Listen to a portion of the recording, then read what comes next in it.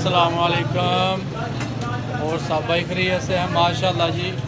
माह रमज़ान का महीना गुजर गया, अज चांद रात है तो बाजार च हर तरफ रौनक है, माम ते रौनक है, मनियारियें दी दुकानां ते रौनक है, बिरियट ते रौनक है ते माशाल्लाह जी।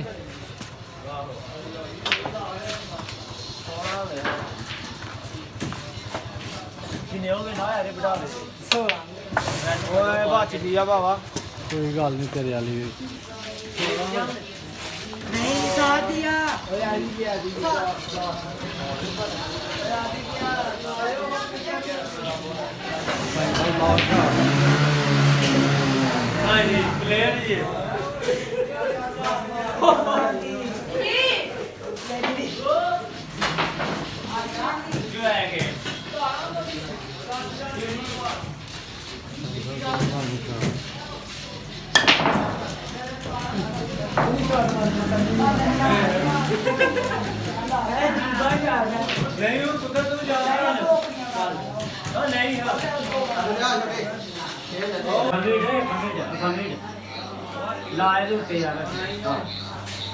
भाई थोड़ी नेड़े रख के बनाई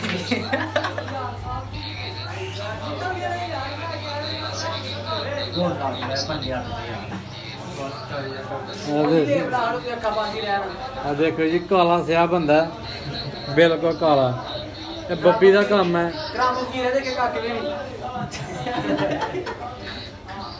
बब्बी का काम है जी, देख लो मजीद काला करेगा थले ला थले दंद चिट्टे ज्यादा, मुंह बंद कर तेरा मुंह ना कोई कनेक्शन नहीं।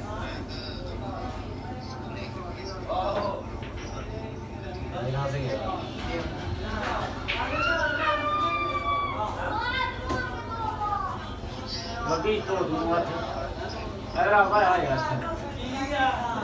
और तू तो फिर ना मैं पर हूं ए और नहीं क्यों नहीं यार ऐसा थोड़ा कर दे बात नहीं है चलो यार साले यार बात कर ले हां साली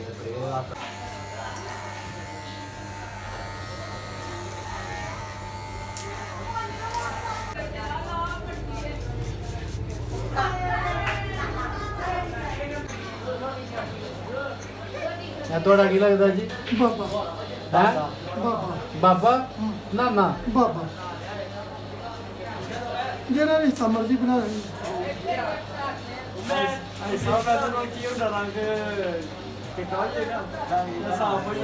चिट्टा बगैर हो जाए। हाँ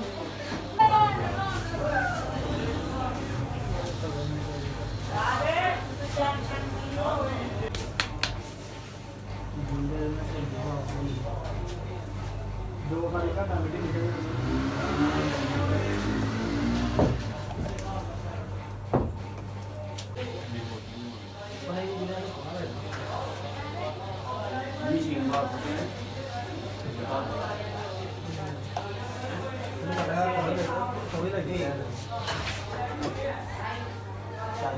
लोग मंदिर के ऊपर है।